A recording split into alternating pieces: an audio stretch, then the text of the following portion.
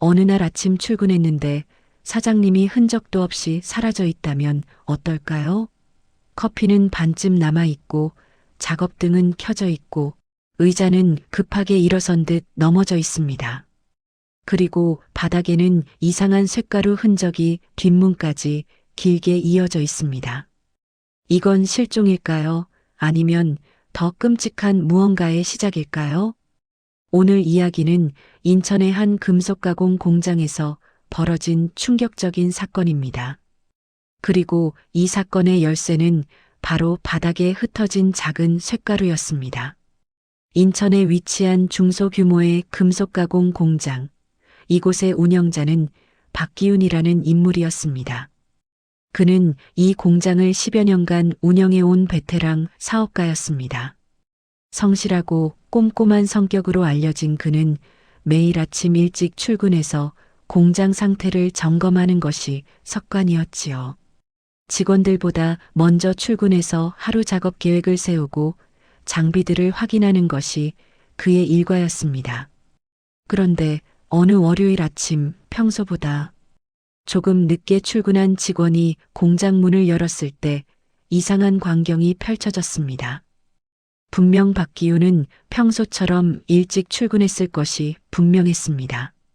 그의 차는 주차장에 그대로 있었고 공장 안작업등은 환하게 켜져 있었으니까요. 하지만 정작 박기훈의 모습은 어디에도 보이지 않았습니다. 직원은 처음에는 대수롭지 않게 생각했습니다. 아마 잠깐 외출했거나 화장실에 갔을 거라고 생각했지요. 하지만 시간이 지나도 박기훈은 나타나지 않았습니다. 그제야 직원은 공장 내부를 자세히 살펴보기 시작했고 곧 이상한 점들을 발견하게 됩니다. 사무실 책상 위에는 커피잔이 놓여 있었습니다.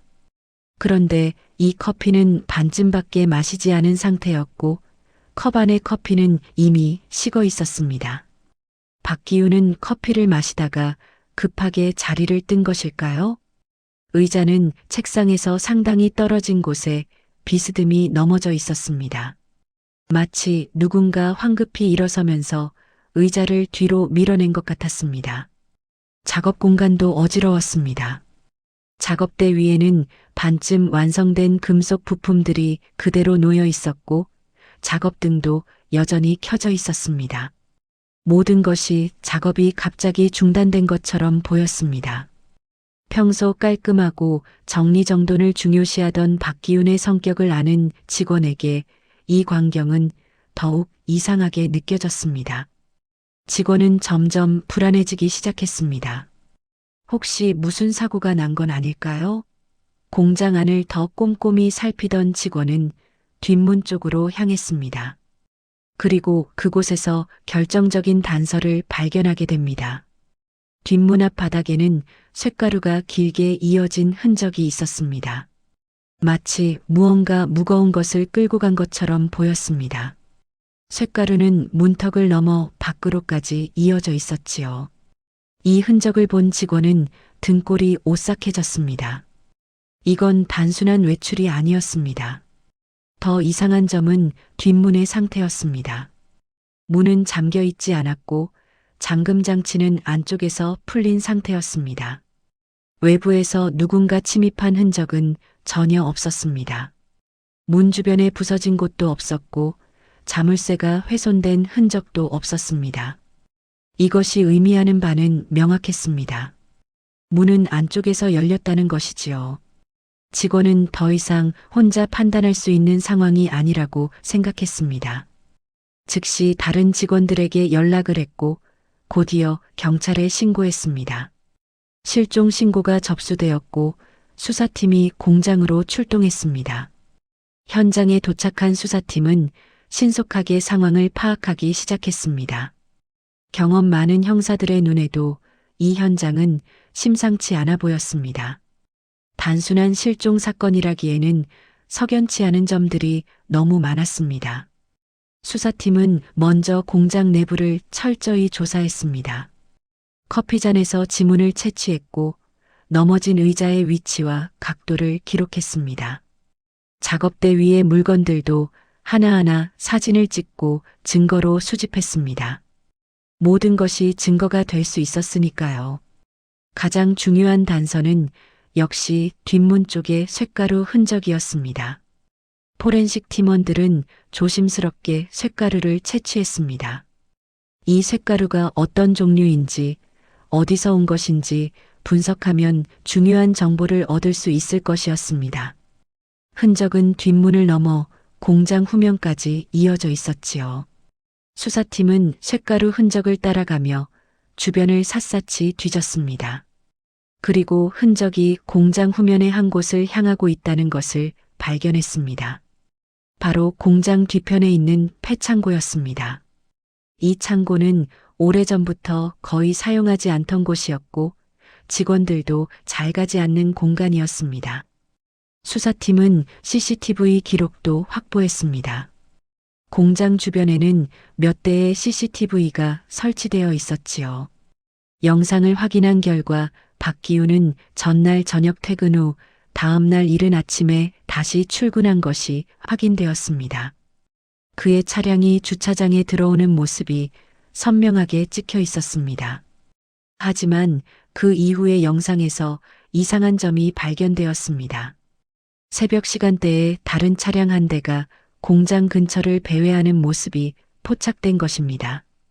이 차량은 공장 앞을 지나쳐 가다가 잠시 멈춰 섰고 얼마 후 다시 떠났습니다.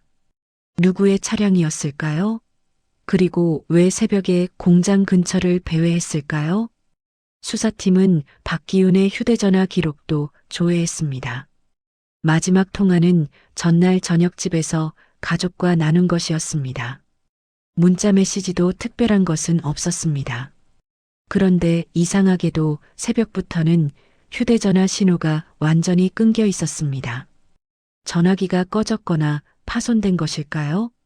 공장 직원들을 대상으로 한 조사도 시작되었습니다.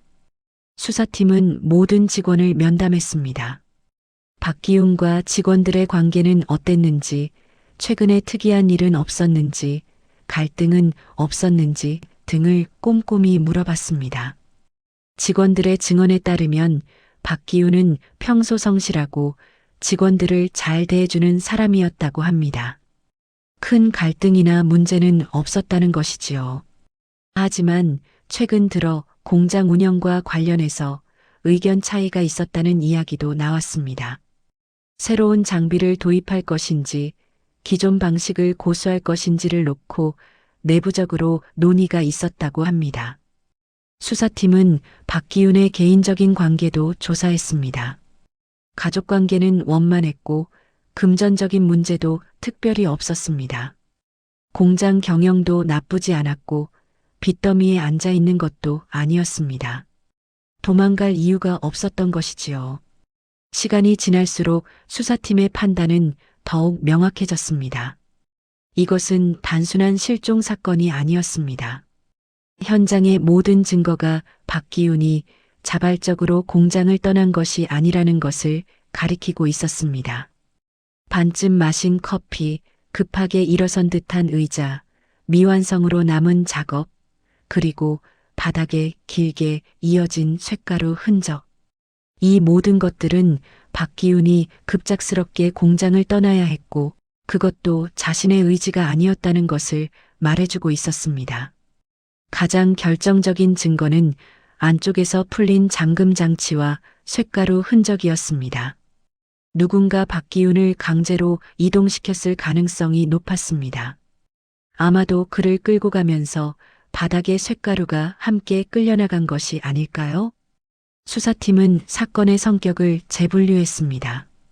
이것은 이제 실종 사건이 아니라 강제 이동, 어쩌면 더 심각한 범죄 사건으로 취급되어야 했습니다. 모든 공장 직원들은 잠재적 참고인으로 분류되었고 더욱 철저한 조사 대상이 되었습니다. 형사들은 공장 주변을 더욱 넓게 수색하기 시작했습니다. 쇳가루 흔적이 향하는 그곳, 폐창고를 중점적으로 조사해야 했습니다. 그곳에 박기윤에 대한 단서가 있을 것이 분명했습니다. 사건은 점점 미궁 속으로 빠져들고 있었습니다. 박기훈은 어디에 있는 것일까요? 그는 살아있을까요? 누가 왜 그를 공장에서 끌어냈을까요? 그리고 바닥에 남겨진 쇳가루는 정확히 무엇을 의미하는 것일까요? 공장은 적막에 쌓였습니다. 평소 쇳소리와 기계 소리로 시끄럽던 이곳이 이제는 수사팀의 발소리만 메아리치는 음산한 공간이 되었습니다. 그리고 모두가 궁금해했습니다. 이 정적이 남긴 의미가 무엇인지를요. 인천의 한 금속 가공 공장에서 시작된 이 사건은 이제 본격적인 수사의 막이 오르고 있었습니다. 바닥에 흩어진 작은 쇳가루 하나하나가 진실을 향한 단서가 될 것이었습니다. 그리고 곧 충격적인 발견이 수사팀을 기다리고 있었습니다. 수사팀은 쇳가루 흔적을 따라 공장 뒤편으로 향했습니다. 흔적은 멈추지 않고 계속 이어졌습니다. 그리고 그 끝은 공장 후면에 있는 낡은 건물을 가리키고 있었습니다. 바로 폐창고였지요. 이 창고는 오래전부터 거의 사용하지 않던 곳이었습니다. 직원들에게 물어보니 최근 몇 년간 이곳을 사용한 기록이 거의 없었습니다. 오래된 장비나 쓸모없는 자재들을 쌓아두는 공간으로만 쓰였다고 했습니다. 직원들도 특별한 일이 없으면 잘 가지 않는 곳이었지요. 형사들이 창고 문을 열었을 때 오래된 먼지 냄새가 코를 찔렀습니다. 창문은 오래전부터 닫혀 있었고 희미한 빛만이 더러운 유리창을 통해 들어오고 있었습니다. 공기는 무겁고 답답했습니다. 손전등을 켜고 내부를 비추자 어지럽게 쌓인 금속 부품들과 녹슨 장비들이 보였습니다. 먼지가 두껍게 쌓여 있었고 거미줄이 곳곳에 쳐져 있었습니다. 오랫동안 사람의 손길이 닿지 않은 공간이었습니다. 그런데 이상했습니다. 창고 바닥 한쪽에는 먼지가 쓸린 흔적이 있었습니다. 마치 누군가 최근에 이곳을 다녀간 것처럼 보였지요. 그리고 쇳가루 흔적도 여전히 이어지고 있었습니다. 흔적은 창고 안쪽 깊숙한 곳을 향하고 있었습니다. 수사팀은 조심스럽게 창고 안으로 들어갔습니다. 한 걸음 한 걸음 내디딜 때마다 바닥에서 먼지가 일어났습니다. 형사들의 손전등 빛이 어둠 속을 헤집고 다녔습니다. 그리고 창고 구석에서 이상한 것을 발견했습니다. 큰 금속통들이 벽에 기대어 있었는데 그 위치가 심상치 않았습니다. 마치 급하게 밀어놓은 것처럼 각도가 비정상적이었지요. 보통 이런 무거운 금속통들은 바닥에 똑바로 세워두는 것이 일반적입니다. 하지만 이 통들은 비스듬하게 벽에 밀착되어 있었습니다. 한 형사가 금속통에 다가갔습니다. 그리고 손전등으로 통의 표면을 자세히 살펴보기 시작했습니다. 순간 그의 표정이 굳어졌습니다. 금속통 표면에 손자국이 선명하게 남아 있었던 것입니다. 그것도 한두 개가 아니었습니다. 팀장이 신호를 보냈습니다. 모두 뒤로 물러나라는 신호였지요. 이곳은 범죄 현장일 가능성이 높았습니다. 함부로 증거를 훼손해서는 안 되었습니다. 포렌식 팀이 호출되었습니다. 그들은 신속하게 현장에 도착해서 준비를 시작했습니다. 증거 채취 도구들이 하나둘 꺼내졌고 사진 촬영이 시작되었습니다. 모든 것을 기록해야 했습니다. 포렌식 팀원들이 조심스럽게 금속통을 옮기기 시작했습니다. 무거운 통을 천천히 움직이면서 뒤를 확인했습니다. 그리고 그 순간 모두의 숨이 멎었습니다. 금속통 뒤에 비닐이 보였습니다. 투명한 비닐이 아니었습니다. 두꺼운 검은색 비닐이었지요. 그리고 그 비닐 안에는 명백하게 사람의 형상이 있었습니다. 현장은 순식간에 긴장감으로 가득 찼습니다. 형사들은 서로 눈빛을 교환했습니다. 모두가 최악의 상황을 예상하고 있었습니다. 박기훈을 찾고 있었지만 이런 방식으로 찾고 싶지는 않았습니다.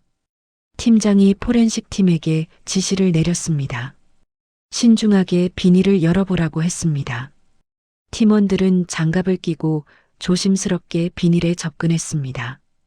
커터칼로 천천히 비닐을 절개했습니다. 비닐이 열리자 내부가 드러났습니다. 그리고 모두의 예상이 현실이 되었습니다. 비닐 안에는 시신이 있었습니다. 남성의 시신이었지요. 시신의 얼굴은 어느 정도 알아볼 수 있는 상태였습니다. 의복도 그대로 남아 있었습니다. 주머니에서 신분증이 발견되었습니다. 신분증의 사진과 시신의 얼굴을 대조했습니다. 의심의 여지가 없었습니다. 시신은 박기훈이었습니다.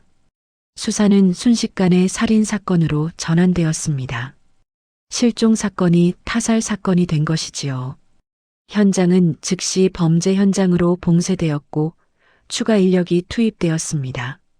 검시관이 현장으로 출동했습니다. 시신을 옮기기 전에 현장에서 1차 검시가 진행되었습니다. 검시관은 시신의 상태를 꼼꼼히 관찰했습니다. 검시 결과는 충격적이었습니다. 시신의 머리 뒤쪽에 심각한 타격 흔적이 있었습니다. 둔기로 가격당한 것이 분명했지요. 타격이 상당히 강했던 것으로 보였습니다. 이것이 직접적인 사인일 가능성이 높았습니다. 더 끔찍한 것은 손목이었습니다. 양쪽 손목에 결박당한 흔적이 선명하게 남아 있었습니다. 로프나 끈으로 단단히 묶였던 것으로 추정되었습니다. 피부가 벗겨지고 멍이 든 것으로 보아 저항했던 것 같았습니다. 검시관의 소견은 명확했습니다. 이것은 타살이었습니다. 박기훈은 누군가에게 공격당하고 결박당한 후 살해되었습니다. 그리고 이곳 폐창고에 은닉된 것이지요. 현장 감식은 계속되었습니다. 포렌식 팀은 창고 전체를 샅샅이 조사했습니다. 모든 증거를 찾아내야 했습니다. 범인의 흔적이 반드시 남아있을 것이었습니다. 금속통에서 발견된 손자국을 채취했습니다. 지문 감식 결과를 기다려야 했지요. 하지만 여기서 이상한 점이 발견되었습니다. 손자국이 한 방향만 있는 것이 아니었습니다. 포렌식 전문가가 자세히 살펴본 결과 금속통의 손자국은 두 가지 방향으로 겹쳐 있었습니다. 한 방향의 손자국과 다른 방향의 손자국이 교차하고 있었던 것입니다. 이것이 의미하는 바는 무엇일까요? 전문가는 이렇게 설명했습니다. 최소한 2명의 사람이 이 금속통을 만졌다는 것입니다. 한 사람이 통을 밀었고 다른 사람도 통을 만졌습니다. 시간차를 두고 만진 것인지 동시에 만진 것인지는 확실하지 않았지만 분명한 것은 2사람 이상이 관여했다는 사실이었습니다. 수사팀은 더욱 혼란스러워졌습니다. 범인이 한 명이 아닐 수도 있다는 뜻이었습니다. 공범이 있을 가능성이 제기된 것이지요. 바닥의 쇳가루도 다시 분석되었습니다. 앞서 공장 바닥에서 채취한 쇳가루와 창고에서 채취한 쇳가루를 비교했습니다. 그런데 여기서도 이상한 점이 발견되었습니다. 쇳가루가 한 종류가 아니었습니다. 성분 분석 결과 2가지 다른 합금의 쇳가루가 섞여 있었던 것입니다. 하나는 공장에서 일상적으로 사용하는 일반 합금이었습니다. 하지만 다른 하나는 다른 종류의 특수 합금이었지요. 이 특수 합금은 공장에서 현재 사용하는 것이 아니었습니다. 재고를 확인해 보니 이런 합금은 공장에 보관되어 있지 않았습니다. 그렇다면 이 쇳가루는 어디서 온 것일까요? 수사팀은 가설을 세우기 시작했습니다.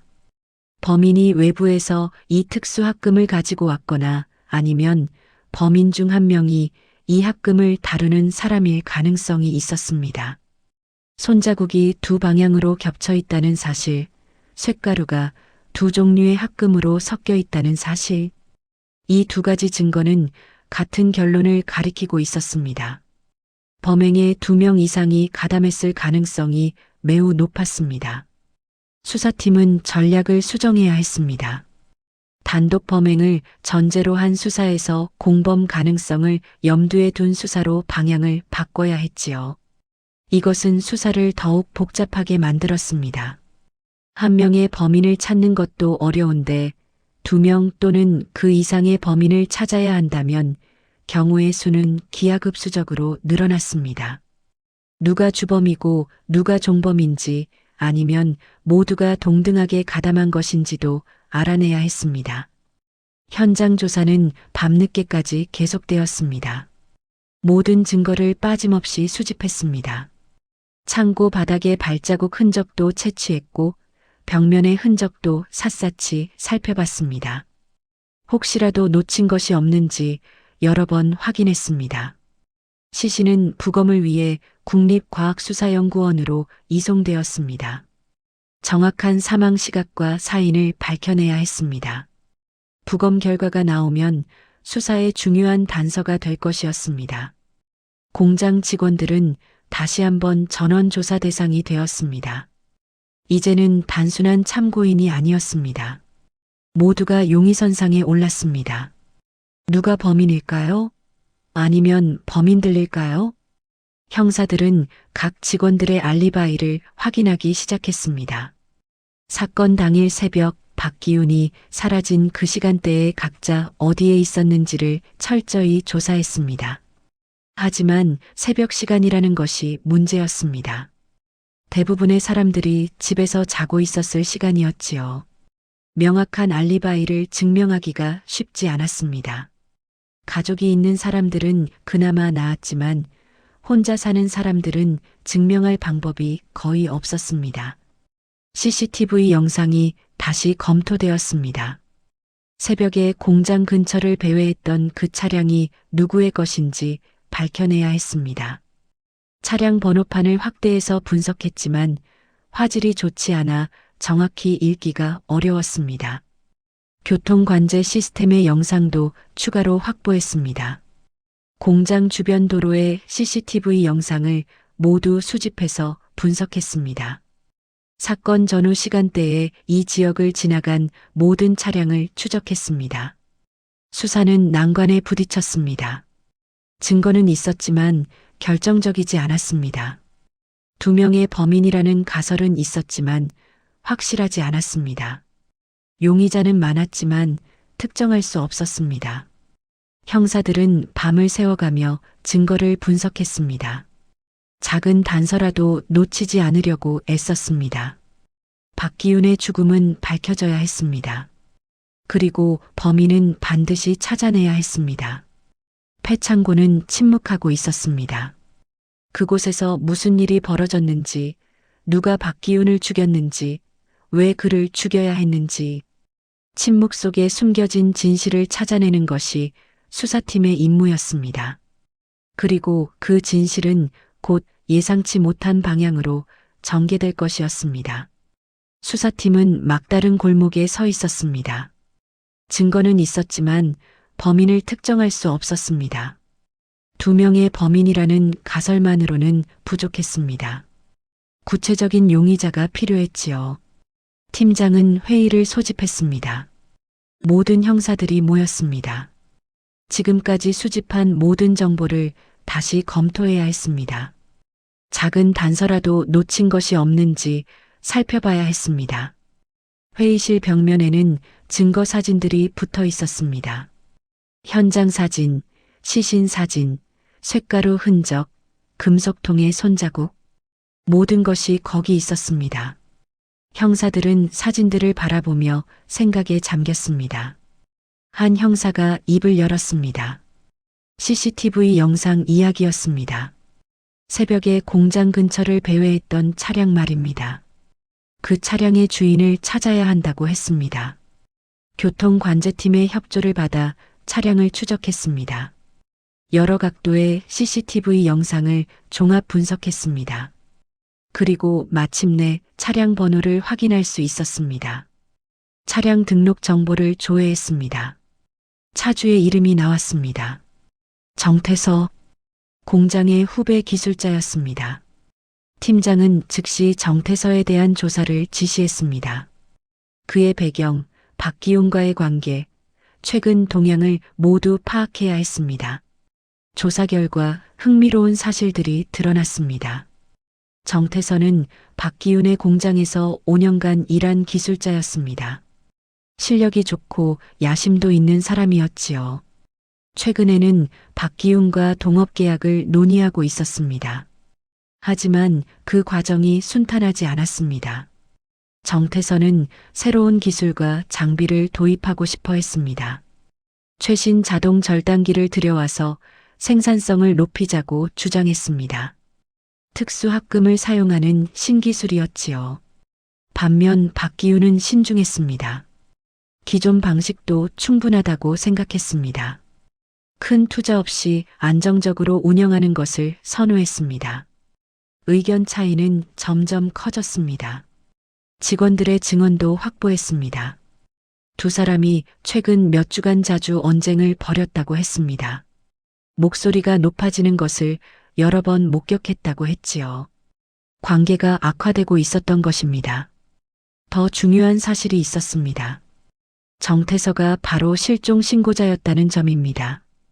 그날 아침 출근해서 박기훈이 없는 것을 발견하고 신고했다고 했습니다. 형사들은 정태서를 다시 소환했습니다.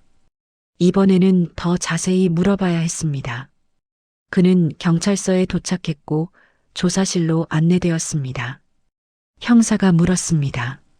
사건 당일 새벽 왜 공장 근처에 있었는지 말입니다. 정태선은 잠시 침묵했습니다. 그리고 대답했습니다. 집에 가다가 우연히 지나가게 되었다고 했습니다. 그때 공장 뒷문이 열려 있는 것을 봤다고 했습니다. 이상해서 차를 세우고 확인했다고 했지요. 형사가 다시 물었습니다. 왜 그때 신고하지 않았는지 말입니다. 정태서가 대답했습니다. 그냥 문이 열린 것뿐이라고 생각했다고 했습니다. 박기훈이 환기를 시키고 있을 거라고 생각했다고 했습니다. 그래서 그냥 지나쳤다고 했지요. 하지만 형사는 의심스러웠습니다. 새벽 시간에 문이 열려 있는 것을 보고도 그냥 지나쳤다는 것이 이상했습니다. 게다가 CCTV에는 그의 차가 잠시 멈춰 있었습니다. 꽤 오래 머물렀던 것입니다. 형사가 압박했습니다. 정말로 그냥 지나간 것인지 물었습니다. 정태선은 당황하는 기색을 보였습니다. 땀이 이마에 맺혔습니다. 시선을 피했습니다. 현장 증거도 제시되었습니다. 뒷문의 자물쇠 흔적을 분석한 결과 누군가 안에서 문을 열고 나갔던 흔적이 있었습니다. 그리고 바닥의 발자국 패턴도 이미 누군가 드나든 흔적을 보여줬습니다. 정태서의 진술과 증거가 맞지 않았습니다. 그는 단순히 문이 열린 것을 봤다고 했지만 증거는 그가 이미 내부를 다녀갔을 가능성을 시사했습니다.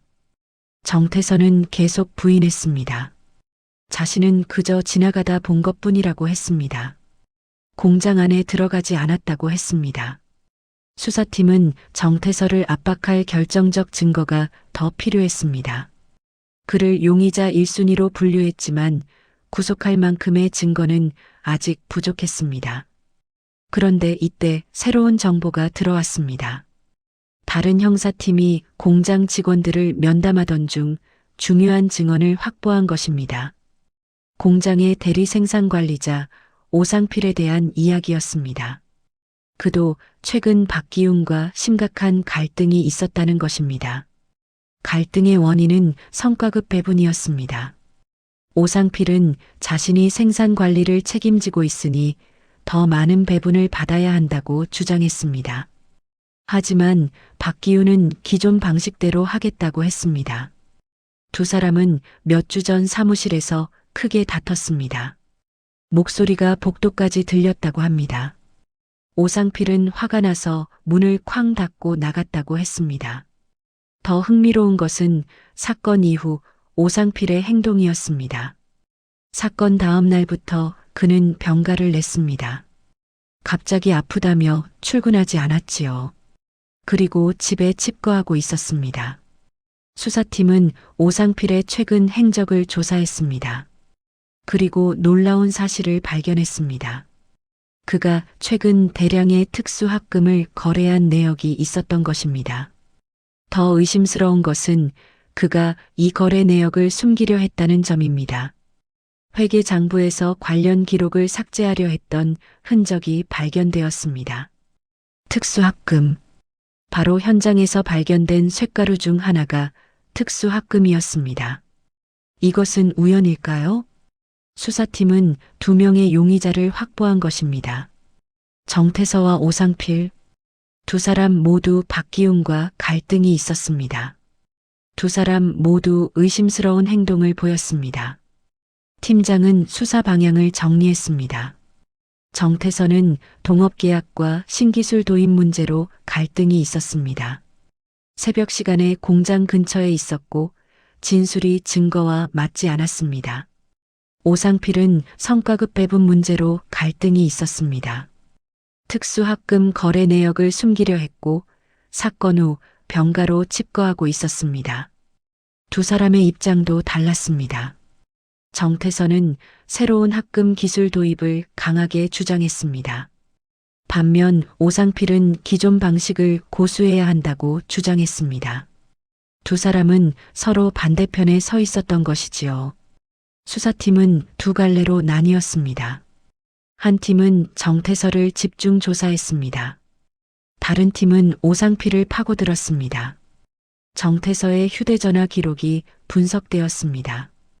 통화 내역과 문자 메시지를 샅샅이 확인했습니다. 사건 전후로 수상한 연락이 있었는지 찾아봤습니다. 오상필의 재정 기록도 조사되었습니다.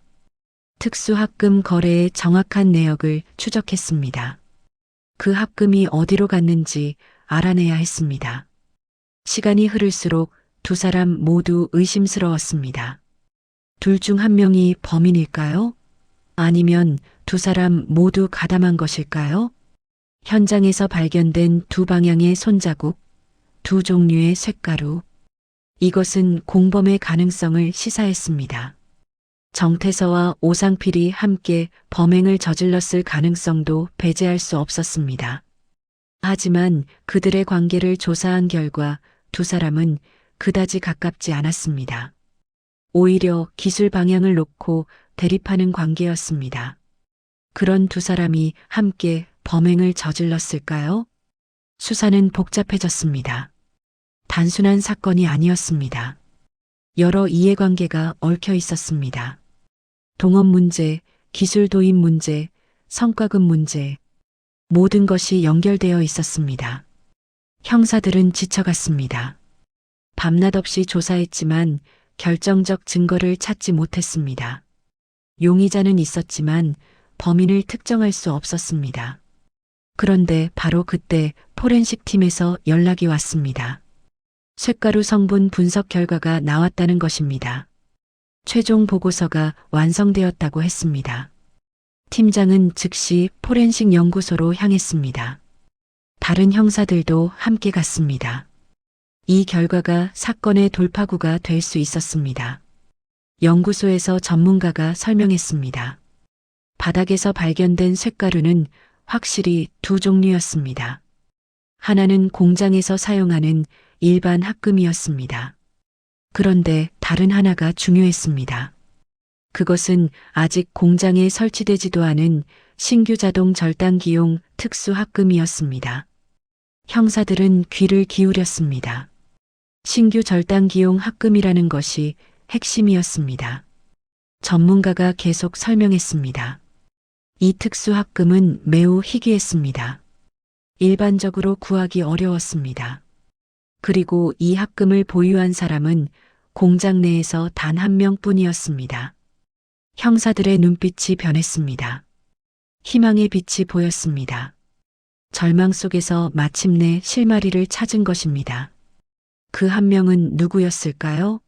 바로 새로운 기술 도입을 주장했던 사람, 신규 자동 절단기를 들여오려 했던 사람, 정태서였습니다. 특수 합금을 보유한 사람은 단 한 명, 정태서였습니다. 수사팀은 즉시 움직였습니다. 정태서의 작업복과 차량을 압수수색했습니다. 포렌식 팀이 현장으로 출동했고 철저한 감식이 시작되었습니다. 정태서의 작업복을 현미경으로 분석했습니다. 옷감 섬유 사이사이에 미세한 금속 가루가 박혀 있었습니다. 샘플을 채취해서 성분을 분석했습니다. 결과는 명확했습니다. 현장에서 발견된 특수합금과 동일한 성분이었습니다. 일치율 99% 이상이었지요. 우연이라고 보기에는 너무나 정확했습니다. 차량도 조사했습니다. 트렁크 바닥과 조수석 발판을 샅샅이 뒤졌습니다. 거기서도 똑같은 쇳가루가 검출되었습니다. 정태서가 이 특수합금을 다루었다는 것은 의심의 여지가 없었습니다. 가장 결정적인 증거는 지문이었습니다. 폐창고 금속통에서 채취한 손자국을 정태서의 지문과 대조했습니다. 감식 결과 12개 지점이 일치했습니다. 법정에서 인정되는 기준을 훨씬 넘는 수치였습니다. 정태서의 지문이 범죄 현장에 남아 있었던 것입니다. 그것도 시신이 은닉된 바로 그 금속통에 말입니다. 수사팀은 긴급 회의를 열었습니다. 이제 충분한 증거가 확보되었습니다. 정태서를 구속할 수 있었습니다. 영장이 발부되었고 형사들은 정태서의 집으로 향했습니다. 그는 집에 있었습니다. 문을 열었을 때 그의 얼굴은 창백했습니다. 이미 예상하고 있었던 것 같았습니다. 정태서는 조용히 체포에 응했습니다. 저항하지 않았습니다. 수갑이 채워졌고 그는 경찰차에 올랐습니다. 경찰서 조사실로 이동했습니다. 본격적인 조사가 시작되었습니다. 팀장이 직접 조사를 맡았습니다. 증거들이 하나씩 제시되었습니다. CCTV 영상, 특수합금 분석 결과, 작업복과 차량에서 나온 쇳가루, 그리고 금속통의 지문. 모든 것이 정태서를 가리키고 있었습니다. 정태서는 한동안 침묵했습니다. 고개를 숙인 채 아무 말도 하지 않았습니다.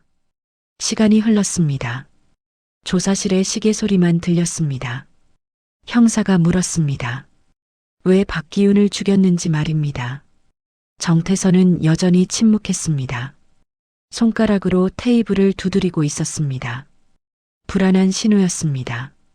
형사가 다시 말했습니다. 증거는 충분하다고 했습니다. 부인해도 소용없다고 했습니다. 차라리 솔직하게 말하는 것이 낫다고 했습니다. 정태서가 천천히 고개를 들었습니다. 그의 눈은 충혈되어 있었습니다. 잠을 제대로 자지 못한 것 같았습니다. 그리고 마침내 입을 열었습니다. 그날 새벽 정태서는 박기훈과 만나기로 했다고 했습니다. 동업계약 건으로 마지막 대화를 나누기로 약속했다고 했습니다. 박기훈이 먼저 공장으로 나왔고 정태서도 뒤따라갔다고 했습니다. 공장 사무실에서 두 사람은 다시 논쟁을 시작했습니다. 신규 자동 절단기 도입 문제였습니다. 정태서는 이것이 공장의 미래라고 주장했습니다. 생산성이 2배로 늘어날 것이라고 했습니다. 하지만 박기훈은 거부했습니다. 투자 비용이 너무 크다고 했습니다. 위험 부담이 있다고 했습니다. 기존 방식으로도 충분히 수익이 나고 있다고 했습니다. 정태서는 답답했습니다. 왜 변화를 두려워하는지 이해할 수 없었습니다. 목소리가 높아졌습니다. 감정이 격해졌습니다. 박기훈도 화를 냈습니다. 당신은 아직 어리다고 했습니다. 사업이 뭔지 모른다고 했습니다. 안정이 얼마나 중요한지 모른다고 했습니다. 두 사람은 점점 더 크게 다퉜습니다. 언성이 높아졌습니다. 서로 양보하지 않았습니다. 그때 박기훈이 결정적인 말을 했습니다. 동업은 할 수 없다고 했습니다. 당신과는 일할 수 없다고 했습니다. 계약은 취소라고 했습니다. 정태서의 머릿속이 하얘졌습니다. 5년간 준비해온 모든 것이 무너지는 순간이었습니다. 분노가 치솟았습니다. 이성이 마비되었습니다. 작업대 위에 금속 파이프가 있었습니다. 정태선은 그것을 집어들었습니다. 자신도 모르게 손이 움직였다고 했습니다. 그리고 박기윤의 머리 뒤를 가격했습니다. 박기윤은 그 자리에 쓰러졌습니다. 피가 흘렀습니다. 움직이지 않았습니다. 정태선은 그제야 정신이 들었습니다. 자신이 무슨 짓을 저질렀는지 깨달았습니다. 공포가 엄습했습니다. 손이 떨렸습니다. 어떻게 해야 할지 몰랐습니다. 머리가 복잡했습니다. 그냥 도망가고 싶었습니다. 하지만 박기윤의 시신을 그대로 둘 수는 없었습니다. 정태선은 박기윤을 끌고 폐창고로 갔습니다. 바닥에 쇳가루가 함께 끌려갔습니다. 그의 옷과 신발에 특수 합금 가루가 묻었습니다. 그는 그걸 알아채지 못했습니다. 폐창고에서 비닐을 찾아 시신을 쌌습니다. 금속통으로 가렸습니다. 손으로 통을 밀었습니다. 그때 그의 지문이 금속통에 남았습니다. 모든 것을 마치고 정태선은 공장을 빠져나왔습니다. 차를 타고 떠났습니다. CCTV에 그의 차량이 찍혔습니다. 집으로 돌아왔지만 잠을 잘 수 없었습니다. 두려움에 떨었습니다. 아침이 되자 다시 공장으로 갔습니다. 평소처럼 출근하는 척했습니다. 그리고 박기윤이 없다는 것을 발견한 척했습니다. 놀란 척했습니다. 경찰에 신고했습니다. 하지만 증거는 그를 배신했습니다. 특수합금이 그를 고발했습니다. 쇳가루 하나하나가 진실을 말하고 있었습니다.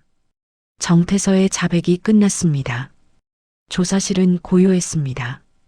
형사들은 아무 말 없이 그를 바라봤습니다. 한 가지 의문이 남았습니다. 오상필은 어떤 역할이었을까요? 형사가 물었습니다. 오상필도 가담했는지 말입니다. 정태서가 고개를 저었습니다. 오상필은 모른다고 했습니다. 그는 범행에 가담하지 않았다고 했습니다. 다만 하나 있었습니다. 며칠 후 오상필이 창고를 정리하라는 지시를 받았다고 했습니다. 회사 내부 지시였다고 했습니다. 그가 창고에서 작업하면서 현장을 건드렸을 수도 있다고 했습니다. 수사팀은 오상필을 다시 조사했습니다. 그는 떨고 있었습니다. 하지만 범죄와는 무관했습니다. 오상필은 단지 두려웠던 것입니다. 회사에서 무슨 일이 벌어지고 있는지 느꼈습니다. 폐업 소문이 돌았습니다. 내부 갈등도 심했습니다. 그래서 침묵했던 것입니다. 특수합금 거래 내역을 숨기려 한 것도 다른 이유였습니다. 개인적인 부정이 있었던 것입니다. 살인과는 무관한 일이었지요. 진실이 모두 밝혀졌습니다. 범인은 정태서 한 명이었습니다.